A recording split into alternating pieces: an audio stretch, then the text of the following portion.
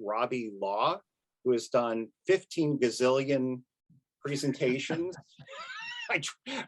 I tried to say it so I wouldn't get the number wrong, but so 15 zillion is somewhere in the neighborhood, I imagine. But you are the king of presenting via Zoom, via stage, wherever it might be. And I've just loved your insights in the past. I've adopted a few of them myself, so thank you for that. So I've got a question for you that I know people struggle with. So here it goes. You ready? Yes. Here it goes. I should do a drum roll, but if I have a last minute presentation in front of a group of people I don't know, how do I get to know the audience quickly? Man, that is a great question. And I love your edification of me. I appreciate you talking about my bazillion presentations, and nobody here has ever heard of me, because I had kind of an interesting presentation style in that I was always talking to people that were brand new that didn't know who I was. So I dealt with this literally every single day of my career for 15 years and had, thousands and thousands of opportunities to learn what it's like to get to know people really fast. I'll tell you from experience that at the beginning of my understanding in this process, it took me a very long time to get an audience to warm up to me. And by the end of my career, I had shortened that gap significantly. So I'll tell you the biggest thing that I did, and this is going to be more philosophical than it will be like tactical, is I understood that I was ready for that moment. That was the most important thing, is I was ready. And so, I'm an Eagle Scout, so I talk about being prepared often. And so that preparation for someone who may not feel prepared, they sometimes need to just look at why they're being asked to speak. Like, why are we inviting Michael on here? If he has expertise, we want to learn from him. He should realize that he's ready for this moment. So if we ask him last minute to be here, he should know I've been in the trenches learning what it's like to be an author for this amount of time. He's prepared. The second is really to have the message prepared, meaning that if we're asked last minute to come speak to an audience, then the audience may not know who we are, but we do know the message that we carry with us. So I really loved what I even wrote it down, man. So many good things from Michael. I appreciate you very much. He said, write the book you want to write, write what you love. But he said, make it a book that has to be in the world. Mm-hmm. Like, when we love our message that much, when we love what we've been through and what we've tried to do and what we've tried to accomplish so much, it's so much easier to just go, okay, I'm last minute, but I'm going to get up there and I'm going to speak from here. And I'm going to speak from a prepared heart, so that's the philosophical advice. So now the tactical advice, there's something that we can use really quickly to kind of just find out and engage the whole audience. Because if we want them to warm up to us, that's about trusting that we're not there to try and take advantage of them or hurt them, or they want to feel like the time that we're there to share with them, they're going to be able to feel value out of it, And so we want to be able to engage everyone. And so the easiest way to do that I found was to start with what's called an enrolling question. An enrolling question is I would find a question that I knew that everybody, if I had the answer to it, then I would know about my audience faster. And so I would program an enrolling question every single time. So like, I would work for TV shows. Like, I worked for one called Flip This House. And I would say, how many of you, if I raise a hand, have seen our show Flip This House? Raise it up. And I said, oh yeah, awesome. How many of you have never seen our show then? Brand new, never heard of us before. Oh, okay, wow. So that's a lot of you. It's great that you're here to learn more. Well, now I've got to talk to every single person, but I also found out some information right then that allowed me to go, okay, at least I know half my audience knows who we are, half my audience doesn't. I've cut at least one detail in. So I would always try and start with that because it allowed me to learn something quickly. And then the second thing is it allowed me to just provide good feedback to the audience for participating, because I'm always trying to drive them to participate with me early. So if they raise their hand and go, yeah, I'm participating in what you're saying, I want to be able to reward that with positive feedback. So that enrolling question allowed me to do that every time. So I was always starting off by saying, thanks for participating. I know that down the road, it's going to be harder for me to get participation. So I'm going to program you right now to participate as much as you can. So that would be my advice, is learn how to enroll the whole group So if you've got no time, think of a quick and rolling question. What could I ask them? How many of you have ever heard of my book before? Raise your hands. How many of you have never heard of it? Now I know if I've got people that have heard about me. How many of you have ever written a book or have a book? Raise your hands. How many of you have not written? So we want to ask a have and a have not question. And when we do that, we're going to be understanding our audience faster, and now we can communicate with them. So such great advice. Enrollment questions. I love that. And so a lot of people think that they have to start off with a joke, but what if the joke doesn't work? What if you've misread the audience and said something that might offend them or they won't understand? I mean, then it's hard to recover from that. Not that I've ever. I think people use jokes because they feel like that's an opportunity to get attention and break the ice.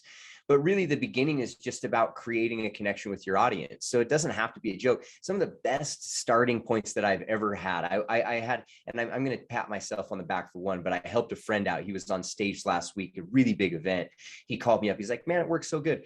All he did is he got up there and he said, man, it's so nice to be meeting together live again. Let's all just take a minute together and just take a deep breath and just feel the opportunity to meet together, because it's been a long time. And he sat there and he said, Robbie, it worked so good. They were so in.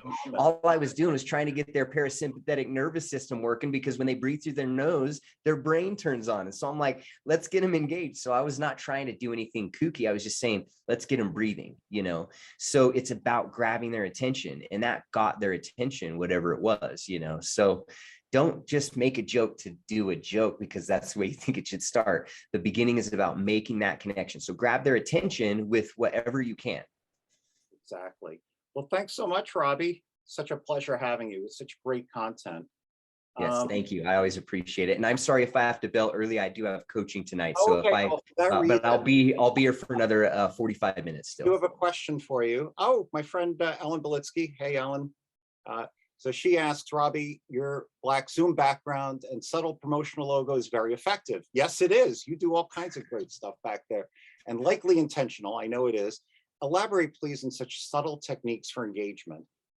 When it comes to presenting, I like to show up because I'm a speaker coach. So I get in and say, every moment is an audition. So you think of the TikTok viral video that took 15 seconds. I have a friend named Hannah that was sitting on her motorcycle, and she's just, on her motorcycle, and someone saw her and she was presented like a motorcycle rider. She's got a big bike, an Indian motorcycle. I think it has to be. Yeah. So it's an Indian motorcycle. And she has a TikTok video of someone shooting her. She says something funny. 2 days later, she gets a call from India saying, we need models, come be a model for us. She was auditioning right then and there when she was looking in the mirror saying, I'm going to get myself together tonight. I'm going to get on my big bike and I'm going to go riding around. And now she's got this cool promotional opportunity with Indian motorcycles. It's the same thing that happens with an event like this. There's someone on this event that could reach out to me and say, man, Robbie, I could really use some help.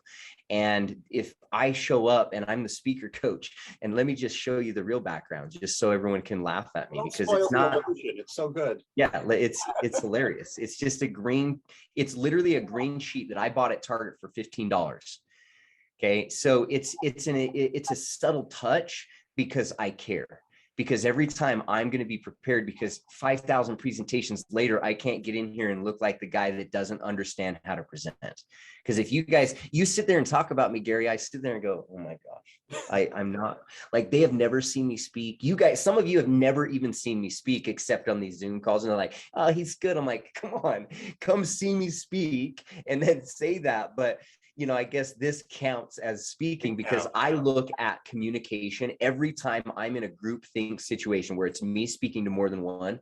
I'm in a completely different type of communication. So I've got to be able to understand how to operate. And one of my modes of operation is, Robbie, make sure that you are looking legit, because at any moment I need to be able to, do things that get people's attention. I need to go, hey, what are we doing here? I need to be able to do the stuff that's people go, how do you present like that?